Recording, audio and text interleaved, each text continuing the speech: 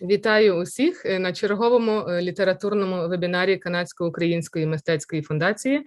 Мене звати Уляна Глинчак, я є головою програмного комітету. Перед тим, як ми почнемо наш вебінар, я хочу сказати, що сьогодні ми прокинулися і вночі ще побачили трошки добрі новини, що українська армія військова відбила росіян, вони відступили від Києва, і також Чернігів отримав гуманітарний коридор. Але ми також прокинулися до жахливих новин, що росіяни, російська армія зробила з мирними людьми у цих містах, які вони тимчасово окуповували. І я хочу зараз момент, хвилинку мовчання, щоб вшанувати пам'ять загиблих.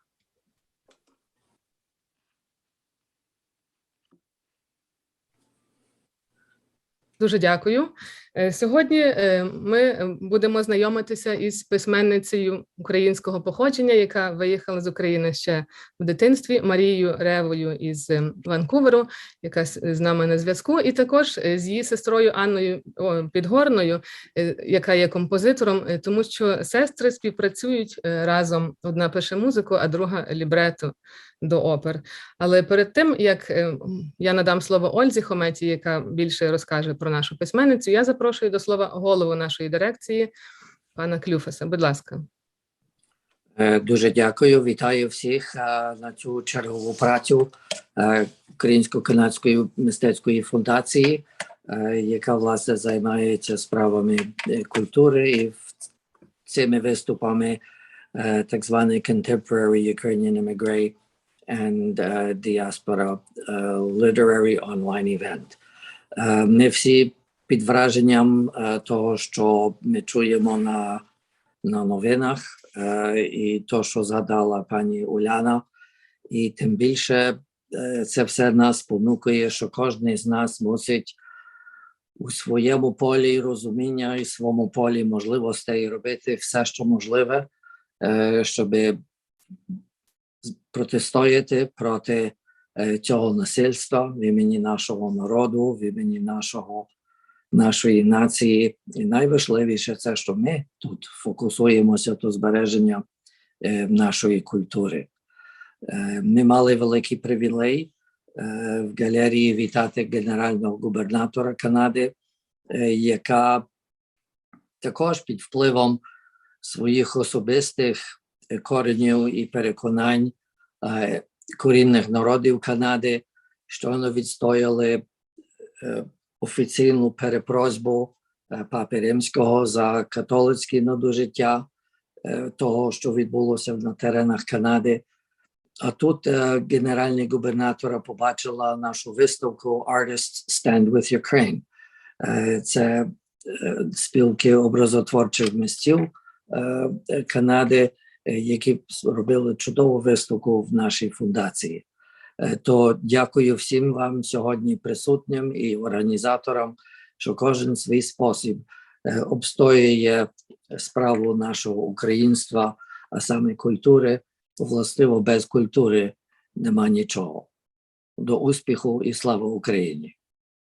Героям слава! Дуже дякую, Юрію. А зараз я представлю Ольгу Хомету.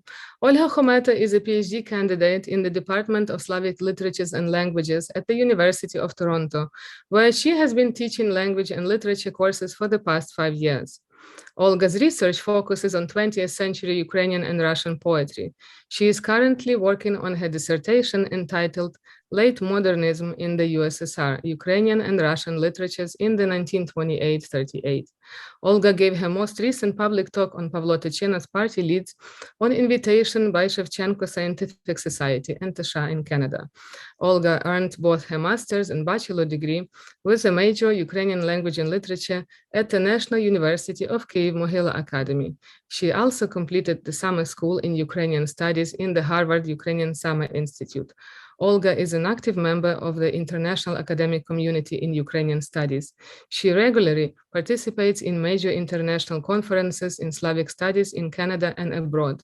She is currently a member of the executive board of the Shevchenko Scientific Society of Canada and of the Canadian Association of Ukrainian Studies. Olga also works with Kritika Journal and organizes cultural events in Toronto. Olga does poetry translations between English and Ukrainian and writes her own poetry in both languages. Прошу, Олю. Uliana, thank you so much for your presentation. And today I have a great honor to greet and to introduce the eminent Canadian-Ukrainian author Maria Reva and her work in cooperation with her sister, a prolific composer for whose works Maria writes librettos. I'm so fascinated of the cooperation of these two artists, and this is a true honor again to be here to talk about your now I'd like to present Maria and say a couple words reflecting on her newly published book, Good Citizen Does Not Fear. Let me correct myself. Good citizen need not fear. So Maria was born in Ukraine and emigrated from Ukraine in 1997 together with her family and grew up in New Westminster, British Columbia. She received her MFA from the Michener Center for Writers at the University of Texas.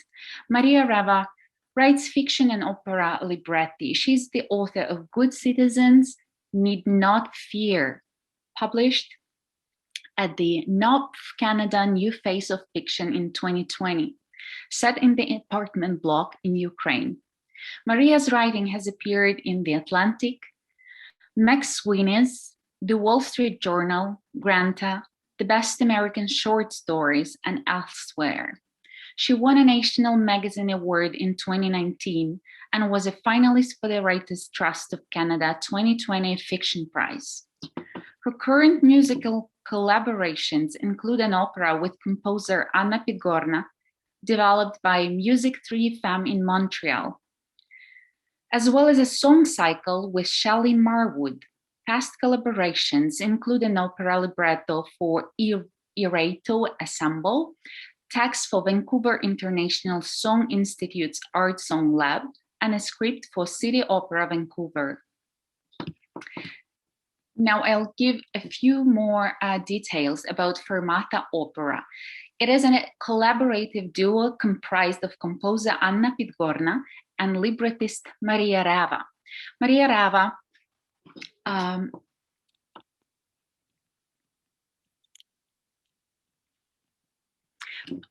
Anna Pidgorna holds a Ph.D. from Princeton University, an MMS from the University of Calgary, and a BA from Mount Allison University. Once again, Pidgorna and Reva were born in Ukraine and grew up in New Westminster, British Columbia. And now I would like to turn to Maria's book, Good Citizens Need Not Fear, and introduce this work that reflects on the society, on the Ukrainian society after the collapse of the USSR in the early 1990s, which apparently come from Maria's personal memories and carry more, powerful, in-depth insights into the, Soviet society, the KGB doings, the horrors of the Soviet system. And her book is not only poignant, but also deeply insightful into the tragic everyday life of different components of the Soviet society and the society in the 1930s in Ukraine. So the first story of this book, Novostroyka,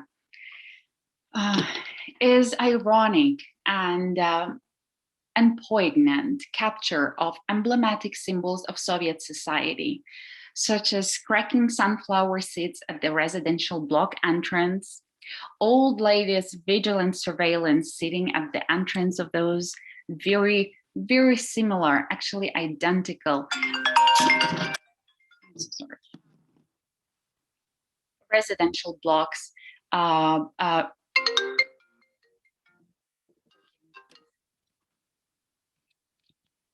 The fudgy cow candy, still nostalgic for Ukrainian people. Scheduled blackouts in the 1930s under the reign of Julia Tymoshenko, calling people a citizen in a common conversation.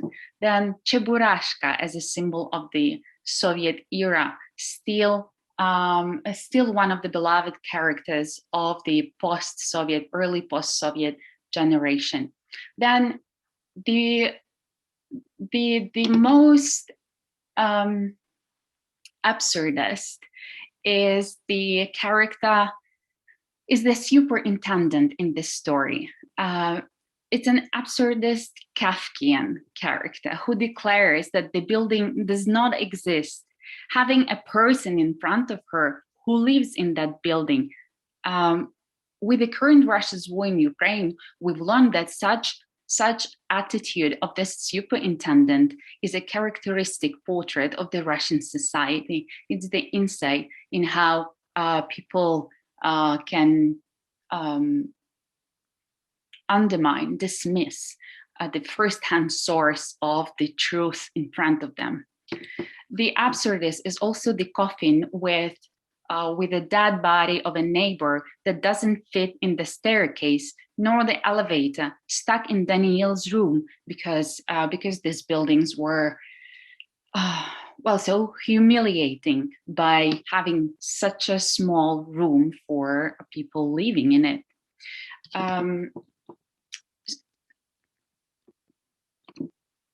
Another very interesting absurdist feature that Maria, ironically and tragically points out in this book is the main character, Daniel, looking at the building, standing in front of her,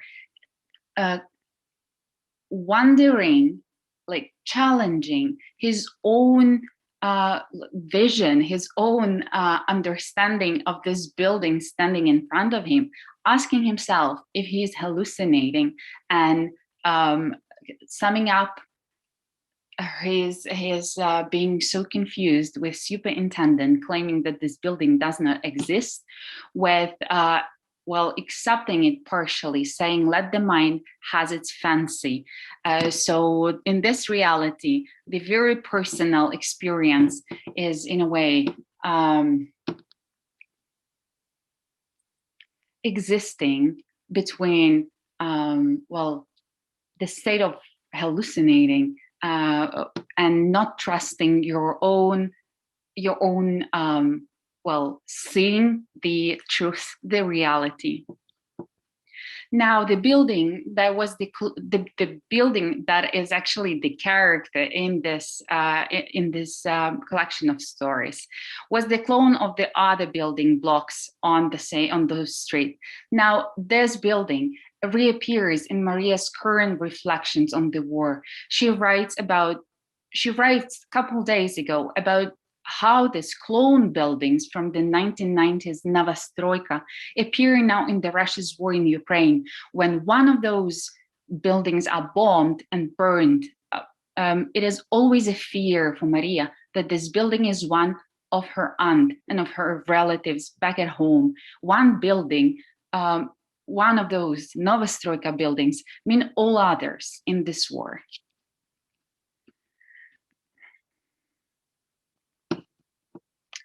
Maria belongs to the generation of authors and artists whose families emigrated from Ukraine in the 1990s. And as the entire generation reflects on the reality of the time.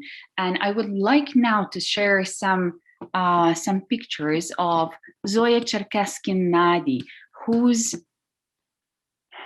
primitivist works in a way, well, is very relevant to what Maria writes in this Nova Stroika story that opens her newly published book. I'll now share my screen to give you some visual references to Maria's story and Maria's reflections and insights about the society of the 1990s.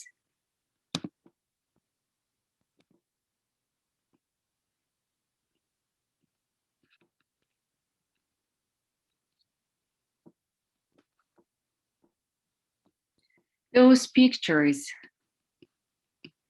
in a way, similarly capture the emblematic moments and characters of the 1990s, and like cooking pelmeni or vareniki in the Novostroika's extremely small buildings, and the picnics with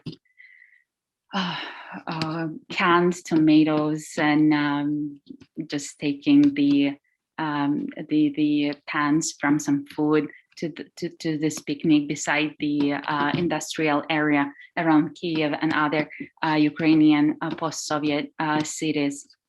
So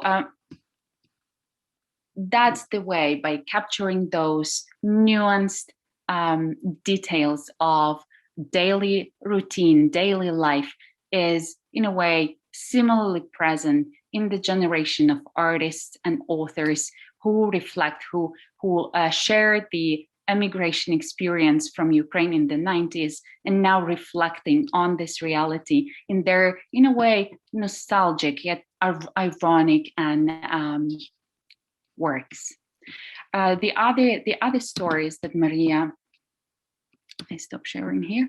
The other stories from the book, The Citizen Need Not Fear, are much more tragic. And I really wonder, Maria, where the insights into turmoil and into the horrors of the system, like the one in the story Zaya about the internet girl with the physical deficiencies,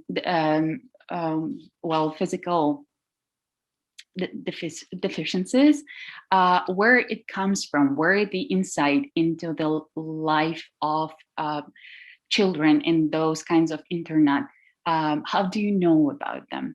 And I really admire how Maria switches the voices and give us the psychological insight into very problematic, traumatized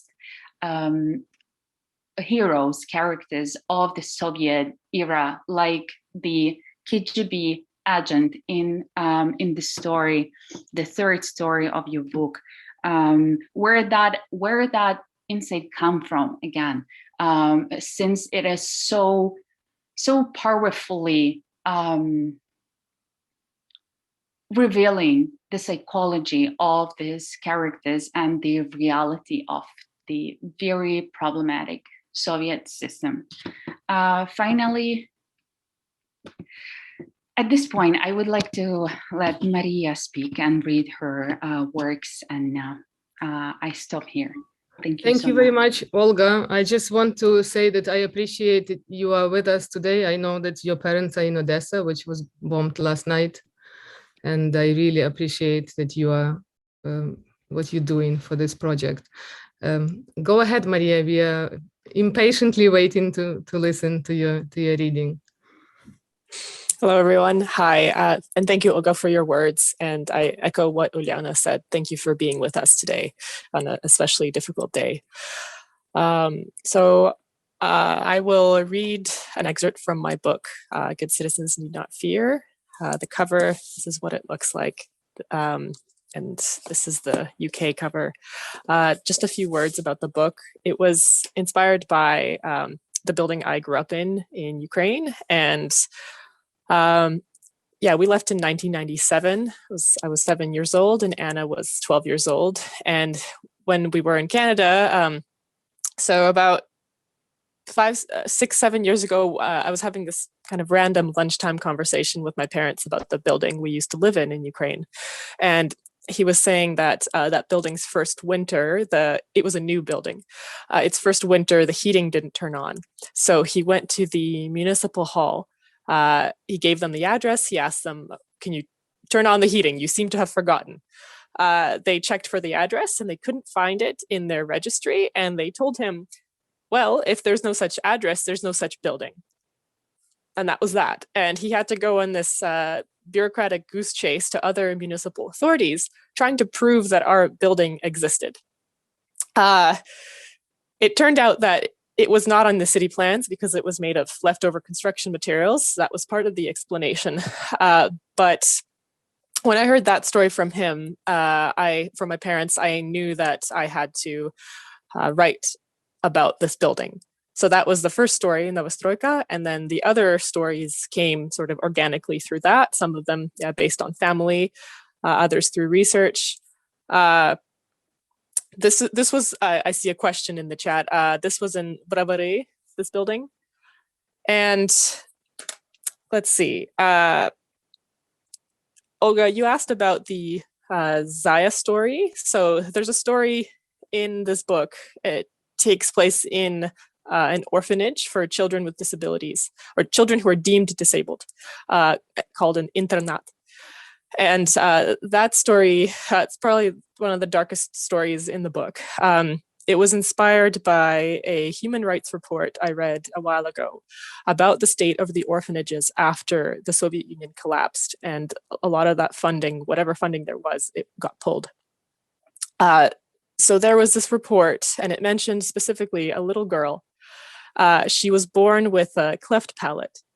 So because there was no one to advocate for her for a corrective surgery, she had to go on living with a cleft palate. She couldn't learn how to speak, so she had to sort of grunt her way through life. And because of that, the authorities deemed her disabled, and they sorted her into like a special orphanage, which was notoriously these kinds, the internate, some of them had really terrible conditions. And then this girl just disappeared from this report, and there was nothing else about her. And it was so heartbreaking. And just to have her disappear like that. So I really wanted to answer for myself what could have happened to her. And I wanted to have a hopeful answer. So the character Zaya was inspired by her, and she appears in this in the story Little Rabbit, but then she reappears in other stories kind of in different forms. She's really a chameleon character, and she has to constantly reinvent herself to survive. A lot like the citizens in the Soviet Union had to constantly reinvent themselves to survive, and after the collapse of the Soviet Union as well. All right, so I'm going to read a little bit from a story called Miss USSR. It takes place at the very end of the Union, right before the collapse. Here we go. And some of these characters you will have met in earlier stories. On Monday morning, the phone on Konstantin Ilyич's desk rang. He reached for the receiver without taking his eyes off the budget sheets spread before him. "You didn't alert us to the beauty pageant," said a woman on the other end of the line. She introduced herself as Irina Glebovna, the new Minister of Culture, his most superior superior. Never before had a minister called the lowly Kirovka Cultural Club in Ukraine. He turned down the steady prattle of the radio, welcoming the interruption. "My sincerest apologies," he offered. "Did you want to enroll?" She ignored this. Contestants lined up around the block, a victory parade, a marching band, Konstantin Ilyich, with what funds? She drew out her vowels but swallowed the word endings, exaggerating a posh Muscovite accent. "People volunteered. Civic duty," he said. I heard a recording of the winner's talent routine. She was referring to Arenko Bondar's singing of "The glory and freedom of Ukraine has not yet perished," once the anthem of Ukraine, banned by Moscow since 1922. The singing, Irina Glebovna remarked, it wasn't very good. Konstantin did not disagree. He had hoped that this was all the minister had to say on the subject. I can't help but think, here her voice sharpened, a butter knife swapped for a boning knife, that the girl, your Miss Kirovka, earned her title on political grounds. Aesthetic grounds, Konstantin wanted to argue. Orenko possessed an outlandish beauty, moonlit teeth, freakishly large amber eyes, long silvery hair that doused her back and shoulders like mercury. But Konstantin, being what he was, a slouchy 47-year-old male with an uncertain marital status, thought better than to extol a teenager's looks. He settled on, the judges chose her, not I. You must be pleased with yourself. The minister's tone suggested the opposite. Your counterpart in Kiev was so charmed by your contest, she was about to organize one at the national level, Miss Ukraine SSR. Whatever Kiev is planning, I have nothing to do with it. Yet Konstantin couldn't help chuckling, proud his pageant idea had caught on. Kiev is no longer planning, the minister corrected.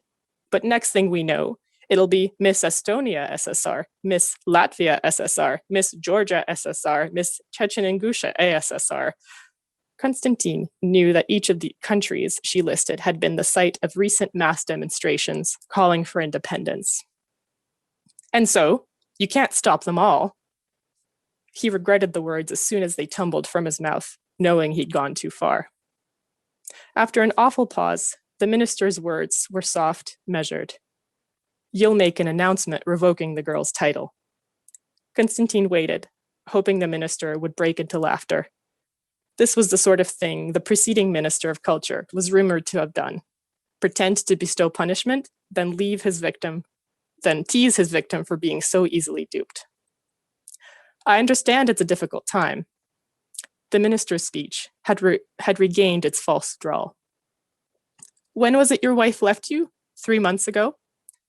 3 months and 6 days. How did the minister know? At least no children to split, the minister kept on, in studied sympathy. No need to prove yourself to anyone, Konstantin Ilyich. I'll have a journalist give you a call. One small correction and you're done. When the phone rang an hour later, likely the journalist, Konstantin did not pick up. He would wait this one out. Surely, the press and the minister had more important matters to attend to and would soon forget about his dethroning statement, his backwater town. Konstantin had reverse engineered the Miss Kirovka pageant from its American equivalent. He'd heard the broadcast of Miss America 1989 on Radio Liberty that autumn, dubbed in Russian. It was the applause that caught his ear. The thunderous volume suggested an audience numbering hundreds, even thousands, all the while his club's attendance had been dwindling for years along with state funding. There was a time when the lectorium would fill for history talks and poetry readings. Now the one meager draw of the Kirovka Cultural Club was Viktorina, an arcade game that tested a player's ability to identify traffic warning signs. On a sheet of paper, graph paper, Konstantin had taken note of the Miss America pageant's key parts, the talent round, the bathing suit round, the gown round. He'd jotted down bits of contestant speeches, observing how each sentence inflected upward toward a bright future. Konstantin had inferred, from the exclamations of the judges, the geometry of the contestants' bathing suits. As he'd listened, he couldn't help imagining one of those Yankee county fairs he'd read about with their livestock breed shows, but pushed this thought from his mind. He hadn't cared for the banter of the host, who seemed to forget that this was, above all, a competition, but such details could be tweaked. What was important was the applause and the admission fee. As it turned out, Konstantin was among the many Kirovkovites who had tuned in to Miss America. What was American was countercultural, which made it trendy. Levi's and Coca-Cola had found their way into Soviet homes. The opening of a McDonald's in Moscow was less than a year away. So it was that Kirovkovites met the news of their very own pageant with a cautious, tight-lipped excitement. On the morning of the event, contestants of all ages, Konstantin hadn't thought to specify an age range, formed a line in front of the cultural club, a line modest in length but not in coloration. One middle-aged contestant sported a tweed suit as though about to deliver a lecture. Another contestant, around 11 or 12, wore her newly starched school pinafore. Another shivered in a strapless sequin gown, her wide-eyed toddler chewing the hem.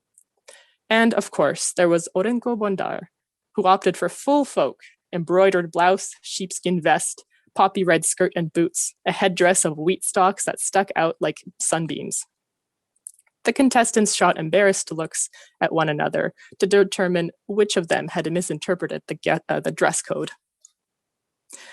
When the contestants' friends and relatives began showing up, not just from Kirovka, but from the surrounding towns and villages, Konstantin had begun to feel hopeful. His event would be well attended, his cultural club once again the center of activity. A beauty pageant would hardly be the pinnacle of the club's achievements, but Konstantin had to be patient. Poetry camps don't organize or fund themselves overnight. On the Wednesday morning after the minister's call came a special all-union first radio program announcement. The same nasal voice that intoned party proceedings and member passings informed citizens that in 8 weeks, in celebration of the mighty union, an unprecedented event would take place, a Miss USSR beauty competition. Young women from every republic, aged 16 to 18 in good moral standing, were invited to Moscow to take part, and the legitimate winner would be crowned at the Yun Palace of Culture. In his office, Konstantin listened in disbelief. A legitimate winner, an unprecedented event. Either Konstantin and his town, his country even, were being punished, or attendance numbers at Moscow's many palaces of culture had been lagging too. He was incensed that Irina Glebovna was both crushing the legitimacy of his pageant and copying it. True, he had copied it himself from the Americans, who had probably copied it from the Europeans, but he had elevated the pageant to a more palatable level by enlisting a philosopher, a painter, a novelist, and an astronomer as judges. Normally, he would have laughed off the injustice, feeling above the government's antics. Over dinner, he would have regaled his wife during his droning impression of the radio announcer. But without Milena, without an audience, to laugh now felt pathetic, akin to drinking alone. Konstantin turned off the radio. The cultural club grew silent save for the shuffling footsteps in the hallway outside his office, then the jingle of a 15-kopeck coin being pumped into Victorina. He didn't want to imagine what would happen if the arcade game broke. The phone rang again. This time, Konstantin picked up. It was the journalist, a bored-sounding woman with a smoker's rasp, still looking for that statement about Olga Bondar. Orenko Bondar, he corrected. Sure, the journalist said, clearly unhappy to have been assigned a story about some yokel town with ethnically named residents. Konstantin loosened his scarf around his neck, feeling hot. Not only will Miss Kirovka be keeping her title, he heard himself declare, but she'll be competing in the Miss USSR pageant. A dizzying array of possibilities opened within him. Yes, Miss Kirovka would go to Moscow. She would not be silenced. Finally, he and his town would take pride in something other than the canning combine or the rumored silo under the sunflower fields. Watch out for Orenko Bondar, representing Ukraine, he proclaimed, voice rising. She will win over an entire empire.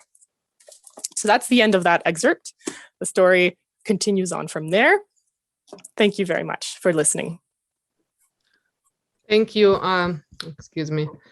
Thank you, Maria. It's very interesting.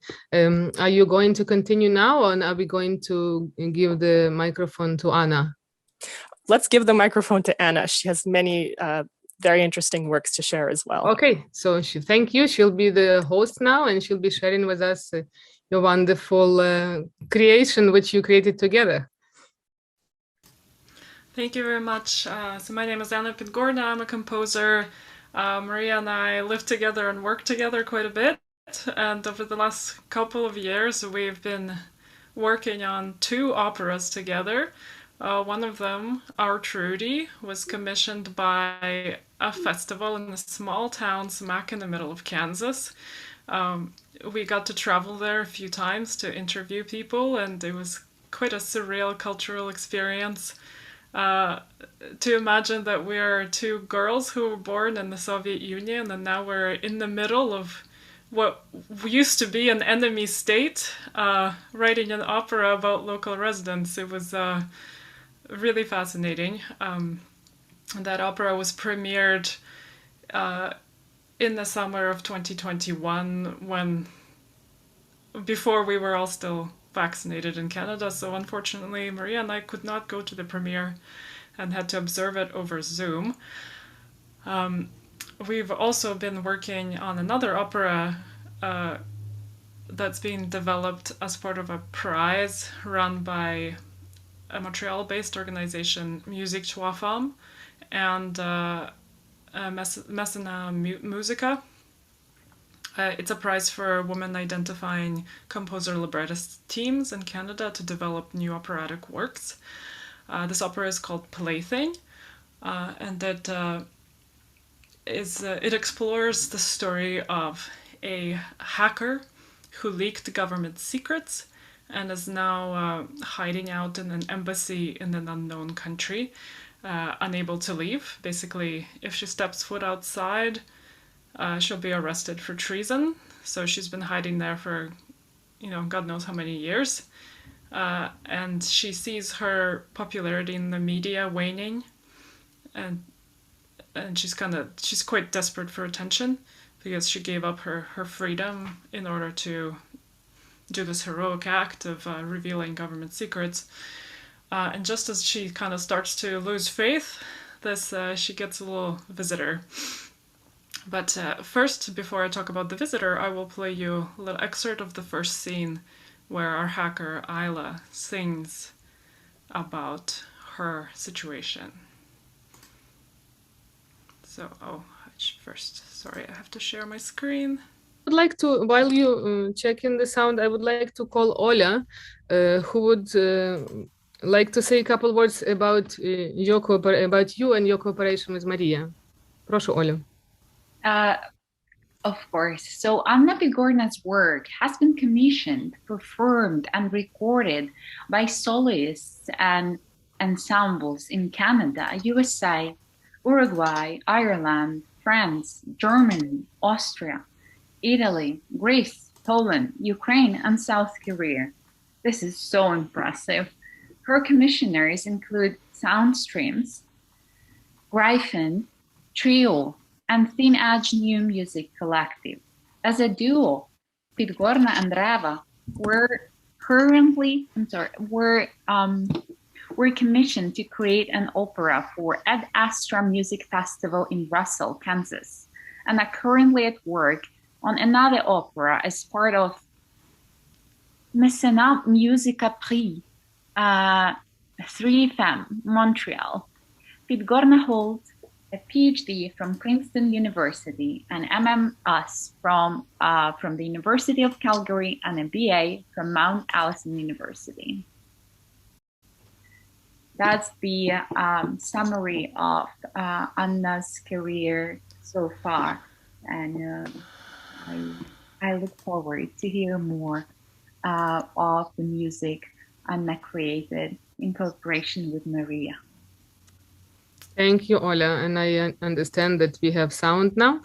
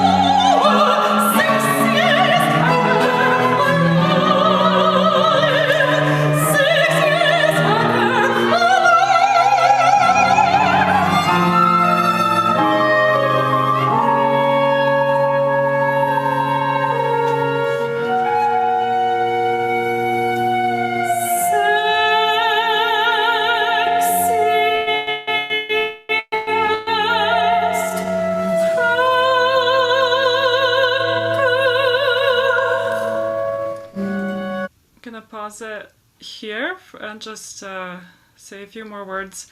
So as we've been working on this piece, it's been really interesting how it accidentally has been relating to so many world events. So there's a strong theme of environmentalism in the opera, and as we were doing one of our workshops, we had all of those forest fires on the West Coast. Then during our last workshop in February, there are a lot of discussions of, you know, what is freedom in this opera? Like, what does it mean? Is it freedom of movement? Is it freedom of speech? Is it freedom from violence? And as we were doing our last workshop, there was the trucker freedom convoy going on in Ottawa, and all of the discussion of freedom around that. And now, thinking about this piece, I can't help thinking about Putin and the fact that he's been essentially isolated in his bunker for the 2 years of the pandemic, and people are saying that it's obvious that the isolation has not done anything good for his mind. His ideas were already very problematic before, and now the isolation has entirely exacerbated the problem, and he's in his own echo chamber, and he's not even really listening to his own ministers right now, who are maybe attempting to give him some information about what's happening in the country and in the war. So yeah, it's really kind of strange to look at this piece right now and how it relates to current events. I'd like to play for you another excerpt later on in the opera. So this hacker Isla gets a visitor. Outside her window, she finds a parrot. It's an escaped Amazonian parrot who used to be a mascot for a famous NGO. But she's escaped, and now she's outside Isla's window and gets into the room, and you'll get to see their interaction.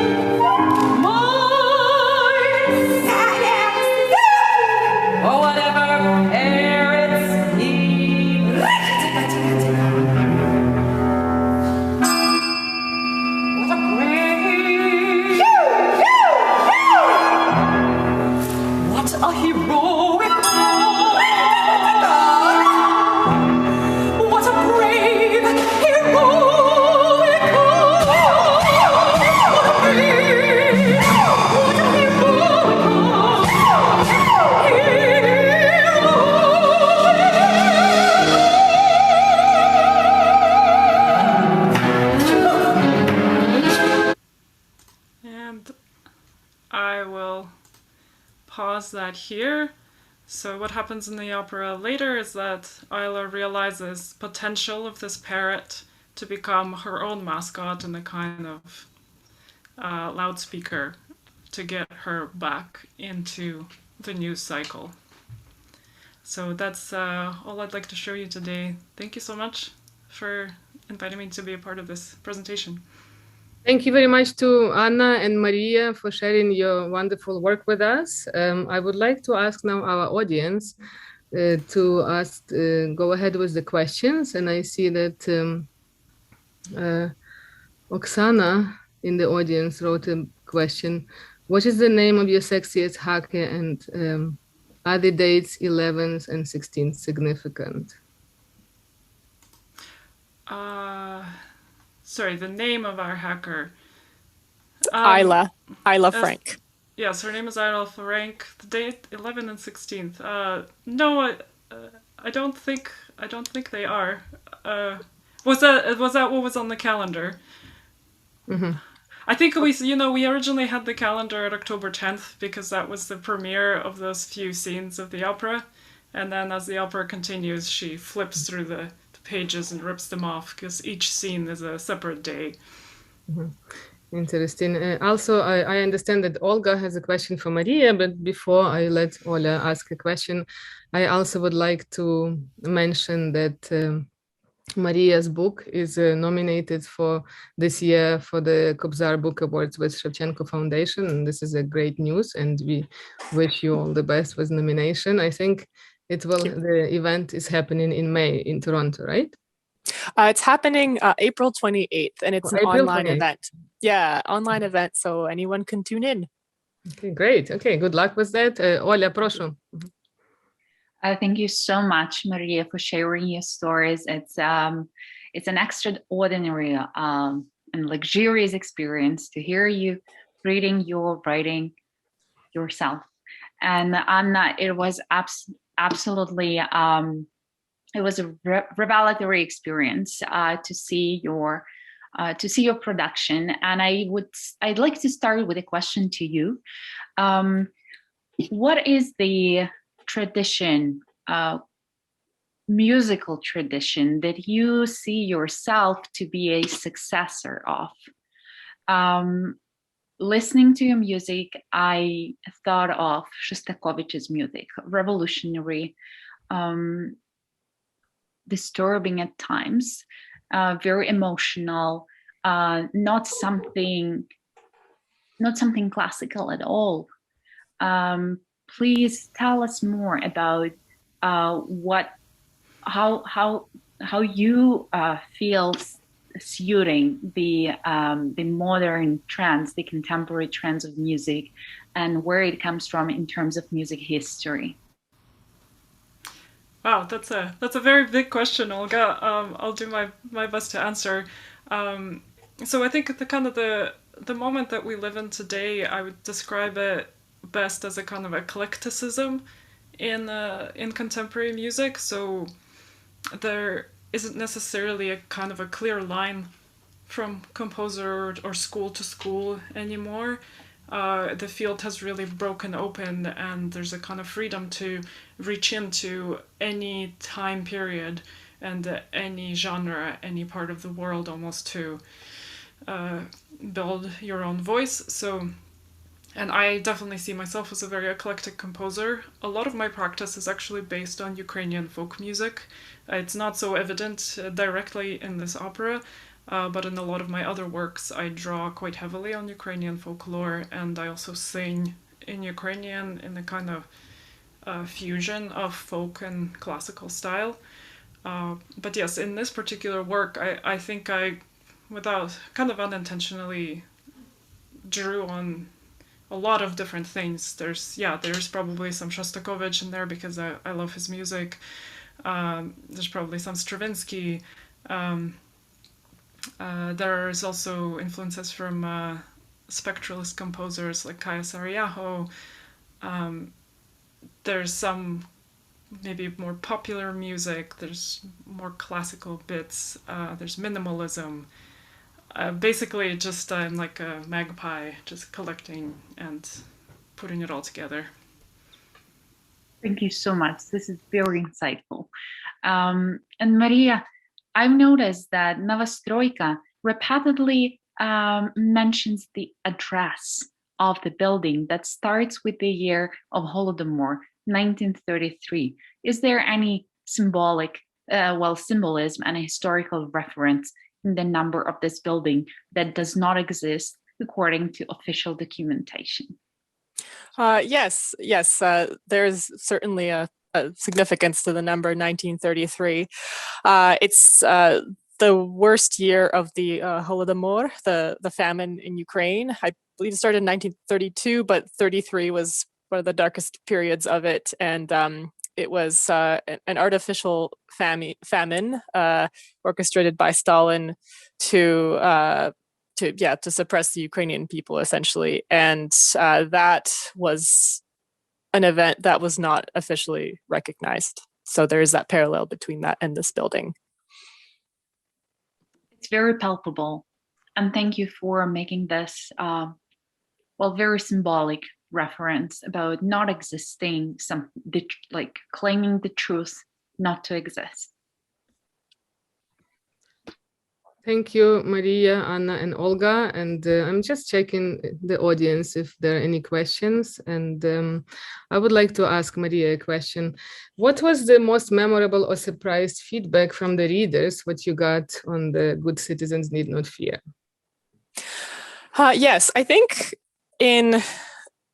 because my book came out in Canada, America, and in the UK. And I think the most surprising feedback I got, the unfortunate, so I think a lot of people thought it was set in Russia.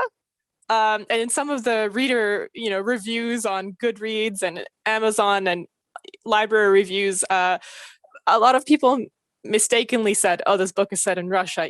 Of course, there are a lot of references to Moscow, and a lot of the names are Russified because, of course, as we know, much of the eastern part, central and urban life in Ukraine was Russified.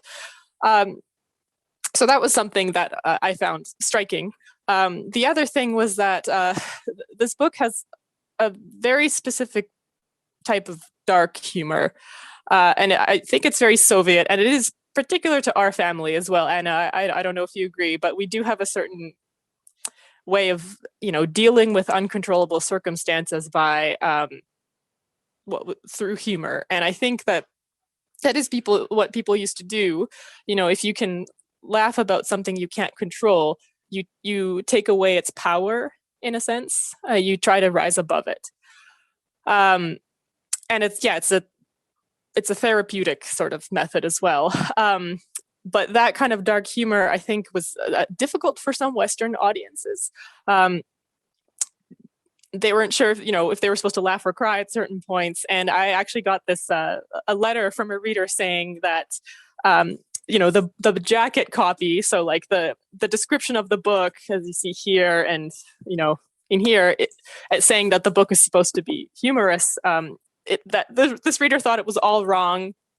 Nothing was humorous. It was all tragic. And how can they make this mistake in marketing it? So, yeah, I think it's more difficult for folks out here in the West to kind of straddle that line of dark and humor at the same time. Especially if they don't know the background and what kind of life people had in Soviet Union. Very interesting. Well, I just want to thank you to all our participants, to Maria, Anna, Olga, to Yuri Klufas. I want to thank Taras Boytchuk, who provided a Zoom link and made it possible for us, from the Association of Ukrainian Artists in Canada. And I would like to thank our sponsors, Shevchenko Foundation, Delta Bingo, and Contact Ukrainian TV Network. Our next event is happening next Sunday on April 10th at 3 o'clock at UNF Hall. We are doing, sorry, today is a bad connection day everywhere. We are doing a fundraising concert for the humanitarian aid with Canada-Ukraine Foundation, and we have an amazing lineup of performance. Vasyl Popadyuk is one of them. I believe Victor Malarek, a renowned Canadian investigative journalist, will be introducing the concert. So I invite everyone who can come in Toronto to be there and support our cause. And Right now in Toronto at 2 o'clock, mega march is happening in support of Ukraine, and I believe we're going to be there in next 20-30 minutes.